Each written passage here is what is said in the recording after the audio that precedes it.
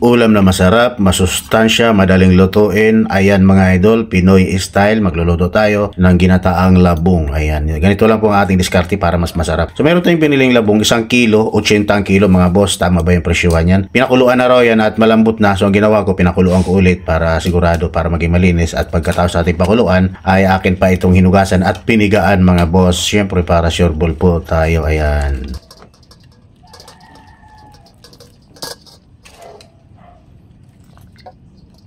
Ayan, pagkatapos nga natin pigaan, ayan, meron tayong hipon, mga 300 grams. So, ang ginawa natin rito, ginisa lang natin. Kasi pangit naman pag-isabay natin, pagluluto dun sa labong, mag-overcook. Pangit pag nag-overcook kasi ang hipon dahil kumakapit yung kanyang laman doon sa kanyang balat. Ayan, nilagay lang natin ng konting asin. Igisa lang natin saglit. Tapos mamaya, ilagay na lang natin pagkaluto na yung labong mga boss.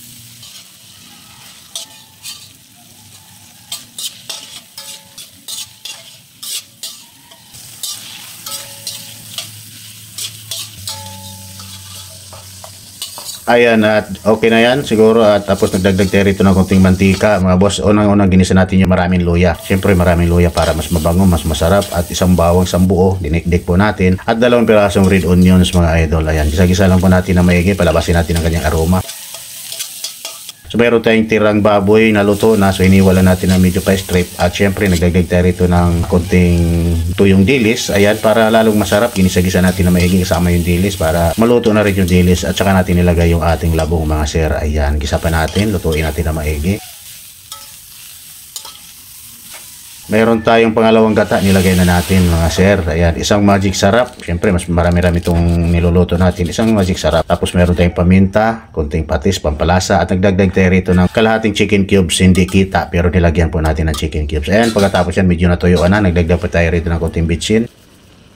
Isa-gisa pa ng konti. Pag natuyuan pa ng konti, ilagay na po natin maya-maya lang ang kanyang kakang gata. Ayan, meron na ang kakang gata. Purong gata. 3 pirasong niyog yan mga boss. 3 piraso na tagkuka 40. Sa gata, 120 na mga boss. Ayan, nagdagdag tayo rito ng konting asin. Siyempre, para malasa. 1 kutsarang suka. Ayan, so diskarte lang natin sa 1 kutsarang suka para mas sumarap din yung lasa. Higit sa lahat, hindi basta-basta ng papanis. Ayan, nagdagdag na tayo rito ng ating bell pepper. At nilagay na po natin rito yung ating naka-half-cook na hipon mga boss.